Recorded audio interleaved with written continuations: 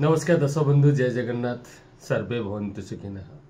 दर्शक बंधु, मु ज्योतिर्विद पंडित श्रीपति आचार्य स्वागत करुचे आपण मानकर नूतन अध्याय जहाँकि राहु केतु चलन 2025-26 मसीहा मेष राशि व्यक्ति विशेष मानव मेष राशि आपण जाना केमिति ना साधारणतः जदि आम देखुचे कि जो मान राशि चक्र अच्छी तो भल, जो मान राशि ना से आम ना रु जाना कौन ना साधारणतः आमर जो मान अक्षर आरंभ च आउ ल रु से मेष राशि तो से समस्ते आप जाना रखा ये राहु केतु चलन हम कौन ना आम मैंने अनेक गणमाध्यम अनेक कथा शुणीचे कि टिके अप्रिय सत जाना जे राहु और केतु ये दुई जन हेले छाया ग्रह, ये जे दुई जन हेले सबुठारु विचक्षण बुद्धिसंपन्न ग्रह, आध्यात्मिक ग्रह मध्य जो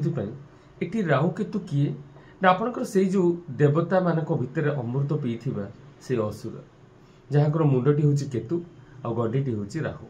तो ये जड़े आध्यात्मिक माने अत्यंत बलवान शुभग्रह कहीं जो ये देवता मान भीतर बसिकी अमृत पी पारला, जी भगवान विष्णु को पाखरे बसिकी से अमृत पी पारला, चिंता करते केते शुभग्रह सी। तो से जहाँ जातक राहु केतु बलवान थिबे सेमानक जीवन रे छपर फाड़ी की उन्नति होता है। जहाँ जातक अशुभ थे ता जीवन में छपर फाड़ी की अनेक अशुभ प्रभाव होता है। जदि राहु केतुंकर चलन होउची आमे मेष राशि व्यक्ति विशेष जानिबा जे आपण मान पे अत्यंत शुभ रहिबो। काहेकि ना ये मेष राशि पाई जेतल कि एकादश घर अत्यंत बलवान शुभ घर को राहुंकर चलन हबो, केतुंकर चलन मध्ये शुभ घर को रहिबो।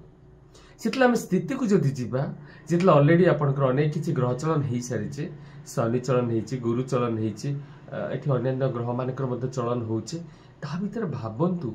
कि राहुटी जदि एकादश घर रहे जे कि एते बुद्धिमान अतीन्द्र गुण संपन्न विचक्षण बुद्धि संपन्न ग्रह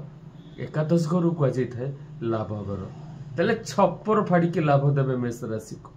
सेतला आम शुणीचे शनि 7.5 पड़ला आम मन दुख हो जातला आपन सीधा कथा जे राहु जो रही अत्यंत बलवान घर, किंतु ये टिके किंतु भी रही राहु जो चलन हे तांकर पंचम दृष्टि बृहस्पति जो चलन होती मिथुन राशि को सेटिकी दृष्टि रहा प्रभाव भी रे राहु है चंडाल, बृहस्पति गुरु जहाँ गुरु चंडाल जुग भी क्रिएट हम इतने सब छपर फाड़ी की मिल मात्र टिके कष्ट रहा गुरु चंडाल जुगरे प्रत्येक कार्य संपन्न होता है मात्र टिके बाधा मध्य। तो सही सब भितर बा विलंब होता है तो आम दायित्व रही इते बड़ शुभ परिवर्तन जिते घटी आम से सीधा जावा जे आम राहु चलन आम अत्यंत बलवान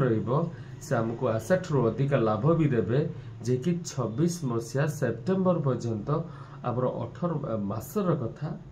जे कि प्रति 18 वर्ष एमती गोटे सुजोग आसी आम लाइफ रे। तो मेष राशि सीधा फायदा उठातु। केतुंकर कथा से कन्या राशि आसती सिंह राशि को, सिंह एवं कुंभ ये दुईटी जाक हूँ केतु राहुंकर मूल त्रिकोण क्षेत्र। मूल त्रिकोण कहले 75 ରୁ 80 भाग शुभ प्रभाव दूथा घर, से राहु हेले केतु हेले विचक्षण बुद्धि संपन्न। तो आपणकर मेष राशि व्यक्ति विशेष मान आपण भीतर विचक्षण बुद्धि हम, मन एते शार्प रहिबो जे आपण भीतर एते विचक्षण बुद्धि हम जे प्रत्येक समस्या को आपण छप्पर फाड़ी के ताको समाधान करके सफलता निश्चय प्राप्त हेबे। आपण दायित्व कौन ना do your duty properly, have patience कि अकॉर्डिंग टू योर परिश्रम निश्चय सफलता आपको मिल। किंतु जितने शुभ समय चलती आम अधिक परिश्रम करने दरकार जे शुभ समय फायदा उठेबे। तथापि प्रथम सब कही जन्म जातक राहु केतुंकर स्थिति जदि जन्म कुंडली शुभरे थे दशा अंतरशा वर्तमान जदि शुभ चली ये सब जो राशि फल गुड़िक आम नगण्य, अर्थात 10 ରୁ 30 भाग आमको फल दे था।